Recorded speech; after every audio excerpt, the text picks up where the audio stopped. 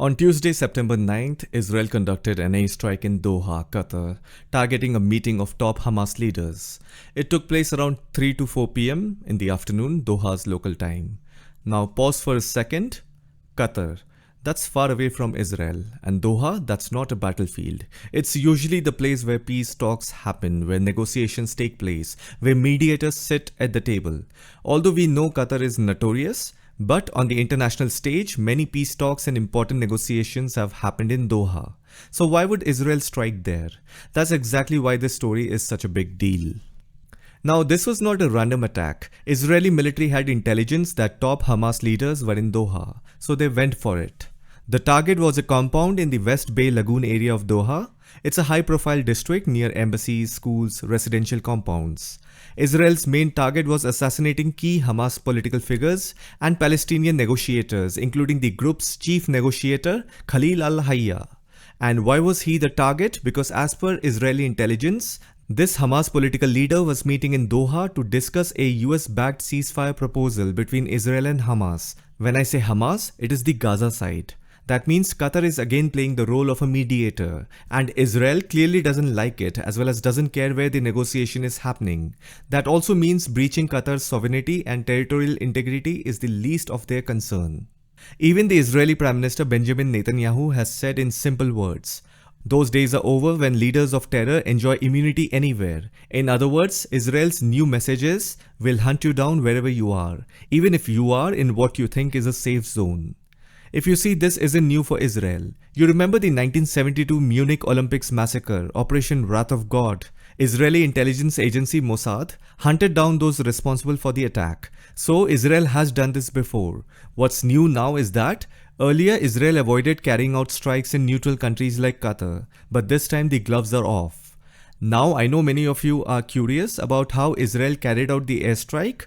Don't worry, the explanation is actually quite simple, and I will cover the route in just a few lines at the end. What's more important right now is understanding the complexity behind Israel's decision to strike a neutral country like Qatar. Remember, Qatar hosts a major US military base and is very close to the United States. And since America is also Israel's strongest ally, you can imagine the tough calculation Israel had to make before taking such a step. Now, Qatar is obviously furious. They have called this attack barbaric and said Israel was trying to sabotage peace efforts, and they even call it a serious violation of sovereignty and international law. Other Arab countries like Egypt, Jordan, UAE, Saudi Arabia, they all have also condemned it. And even Europe joined in. France, Germany, Spain, UK, etc. They all have condemned Israel. And then came Donald Trump's reaction. He said he was not informed by Israel. Trump did condemn publicly Israel for doing that, and he called bombing Qatar a US ally was a mistake, but also added that eliminating Hamas is a worthy goal. So you see the mixed reactions. Gulf countries and Muslim countries are angry. Europe is showing concern, and US is showing mixed signal. The next big question is, what exactly was going on in that ceasefire proposal meeting that Israel found unacceptable, or simply didn't want to move forward? Whether you know this or not, US President Donald Trump has put forward a comprehensive plan for a ceasefire between Israel and Hamas. But if you look at the terms and conditions of that plan, it is not accepted by all parties. When I say parties, I mean the opposition party. So these are the broad points of Trump's ceasefire proposal. Number 1, immediate release of all Israeli hostages, living and deceased, within 48 hours by Hamas, in exchange of Israel releasing Palestinian prisoners, also within 48 hours. Point number 2, a ceasefire has to take effect for 60 days or until negotiation conclude, mediated directly by Trump, with the goal of a permanent end to hostilities while talks continue. Point number 3, negotiations during the ceasefire would focus on disarmament of Gaza, the formation of new non-Hamas Palestinian governing authority, amnesty for Hamas members meaning forgiving their crime, and the withdrawal of Israeli forces after a new government is installed or negotiations are completed. Point number 4, open flow of humanitarian aid to Gaza upon ceasefire implementation. And point number 5, Trump guaranteed good faith negotiations and described this as the last warning with threats of consequences if Hamas did not comply. Now both Israel and Hamas have acknowledged the receiving of the proposal. Israel's foreign minister and Netanyahu has said that they have formally accepted Trump's terms, specifically the hostages for prisoners exchange and ceasefire. Even Hamas has shown openness to negotiation, but demanded a public Israeli commitment to end the war and withdraw forces, as well as Palestinian self-rule in Gaza. So these are the terms of Trump's proposed plan: ceasefire, hostage release, flow of aid, and reconstruction of governing authority. Now the million-dollar question is, why this Doha airstrike? Now, the reason these Hamas and Palestinian leaders met in Doha was to review this plan, and that is when the airstrike happened. So the next immediate question that comes up is, why would Israel sabotage the progress of negotiation? Calling it real progress might still be too early, but at least talks were moving. Why would Israel strike in Doha? Now, three possible reasons come to mind. Reason number one, Israeli intelligence must have picked up some intel that Hamas was deliberately dragging talks to squeeze out more concessions. That's why, by seeing an opening, Israel decided to strike. Reason number two, now it could be that the Hamas negotiators in Doha were the very people Israel views as the masterminds of the October 7th attack. From Israel's perspective, this was a rare chance to eliminate them while they were within reach. And since Trump's negotiations plan already includes forming a new non-Hamas Palestinian authority, Israel might have calculated that removing these figures would not derail the talks. They could continue without them.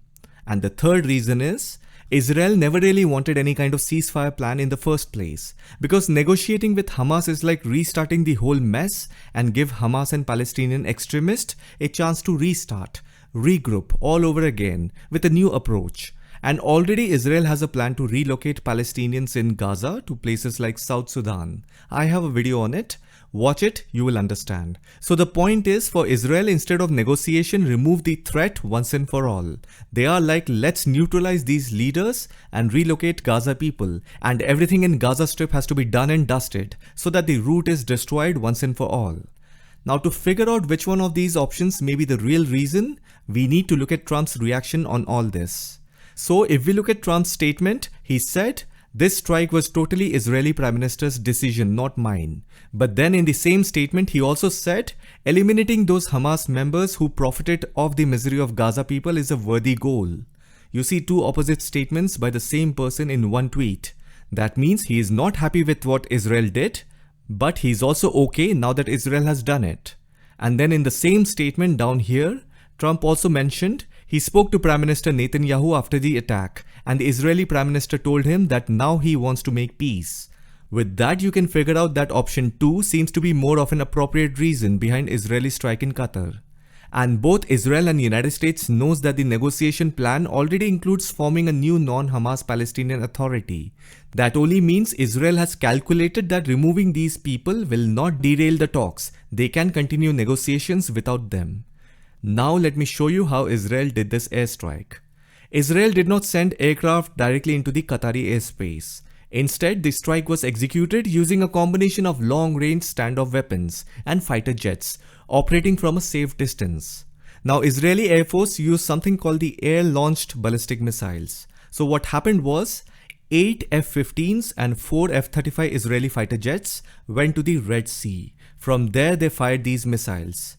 Since these missiles are ballistic missiles, and if you know how ballistic missiles fly, they first fly into the space before re-entering the atmosphere and then head towards the strike target, that is Doha.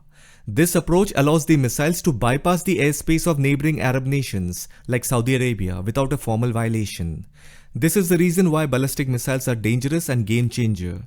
And the interesting part is, the ballistic missiles were launched mid-air from fighter jets.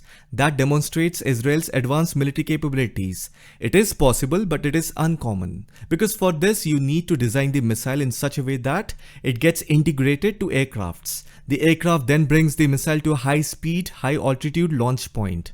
The missile's rocket motor ignites or continues after release and performs a boost phase. Then the weapon follows a ballistic or glide trajectory towards the target. Now Russia has the Kh-47M2 Kinzhal missile.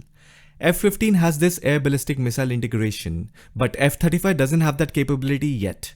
The F-15 airframe can be adapted for large rocket-powered air-launched weapons. That's why you will see F-15 has a special place in the US Air Force strategy. Not just nostalgia, but because of what it can do compared to newer jets like F-35.